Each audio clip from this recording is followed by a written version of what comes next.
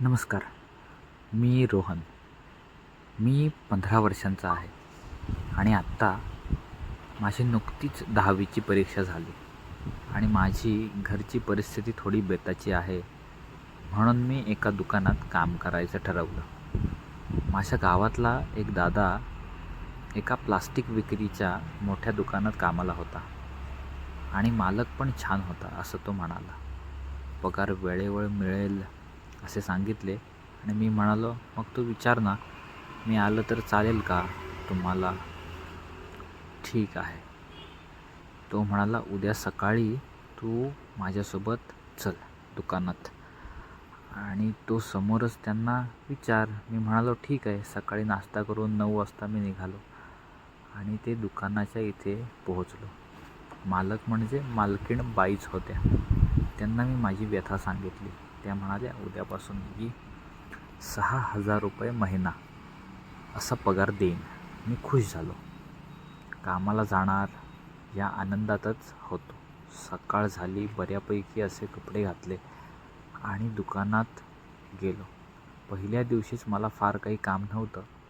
इतर कामातल्या मोठ्या माणसांनी मला काम समजावून सांगितलं आणि काम सुख्या सावलीत होतं. काही ताण नव्हता. छान वाटत होतं आणि 15-1 दिवस मला झाले. आणि प्लास्टिकचा व्यवसाय हा पावसाच्या आधी जोरात असतो. तर मी एका प्लास्टिकच्या दुकानात अगदी खुश होऊन काम करत होतो. मजा येत होती आणि माझ्यापेक्षा बाकीची इतर मंडळी ही वयाने खूप मोठी होती. त्यांच्यात माझ्या वयाचा मी एकटाच होतो. तर मालकीण बाईंचं वर म्हणजे माझ्या मालकांचे घर वरती होते आणि बेसमेंटमध्ये आमचा व्यवसाय. आमचं काम चालत असेल तर माझं मालकांच्या घरी जाणं येणं असायचं. मी लहान असल्यामुळे माझी काळजी ते पण तसेच घ्यायचे. घरात काही खायला बनलं तर मला बोलवायचे, ते द्यायचे. तर मी त्यांच्या घरचाच होऊन गेलो होतो. एक दिवशी त्यांच्या घरचे सगळे बाहेर फिरायला जाणार होते, शिमल्याला. आणि व्यवसाय सगळा आम्ही कामाला तर होतोच. आमचा एक मॅनेजर होता, तो सुट्टीवर होता आणि मालकीणबाई घरी राहिल्या होत्या. त्या जाणार नव्हत्या आणि स्टाफ पण थोडा कमी होता. तर त्या दिवशी मला त्यांनी सहज वरती बोलावलं आणि, रोहन काय करतोयस? जरा खालचं काम आटप आणि जरा वरती ये, एक खिळा मारायचा भिंतीवर.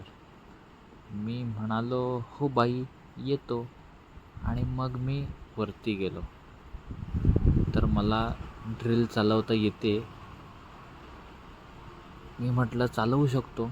त्या म्हणाल्या, ठीक आहे, या भिंतीवरती इथे ड्रिल कर आणि स्क्रू बसव. त्याच्यावर मला छान पेंटिंग लावायचं. आणि मग मी त्याप्रमाणे काम केलं आणि मग त्यांनी मला चहासाठी विचारलं. मी थांबलो तिथेच आणि मग बाईंनी माझी चौकशी करायला सुरुवात केली. घरी कोण असतं, आई बाबा काय करतात. आणि मग हळूच विषय निघता निघता त्यांनी मला विचारलं, तू छानच आहेस रे, मग तुझी कोणी मैत्रीण नाही का? मी म्हणालो, बाई नाही अजून.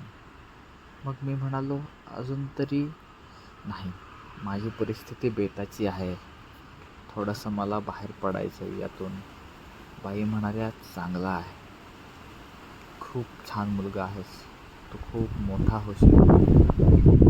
मी पण असाच विचार करत होते रे. तुझ्या एवढा असताना आता पैसे आहेत, सगळं आहेत, पण जे पाहिजे ते सुखत नाही. पैशांना विकत घेता येत नाही, हे मात्र तितकं योग्य नाही. मी म्हणालो, बाई तुमच्याकडे तर सगळं आहे, खूप साऱ्या गोष्टी आहेत. जसं दिसतं तसं नसतं रोहन. आत्ता आम्ही इथे राहतो, माझा नवरा इथे नसतो, तो परदेशात असतो, माझा मुलगा बाहेर असतो. मला कधी कुटुंबात वावरता येत नाही आणि एकटं पण माणसाला खातं.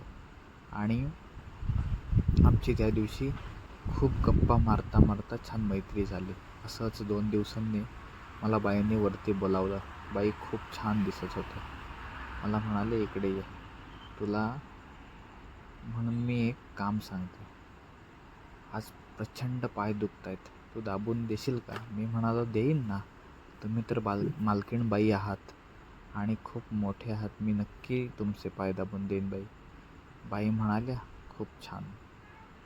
तेल त्या कपड्यावर आहे. ते जरा घे." आणि मी बाईंच्या पायाला तेल लावायला सुरुवात केली आणि त्यांना बरं वाटत होतं. "ते आपण हेच काय दिसत आहे. रोहन, काय जादू आहे रे तुझ्या हातात. छान वाटतंय. खरंच फार बरं वाटतंय." मी म्हणालो. "बरं वाटतंय ना? मला पण मग बरं वाटतंय." त्या दिवशी मी मस्त पाय दाबत होतो. बाई थोड्याशा वेड्या झाल्या. त्या मला म्हणाल्या, "थोडासा हात तुझा वरती घेतलास तरी चालेल." "बाई, चालेल तुम्हाला?" बाई म्हणाले, "आवडेल मला."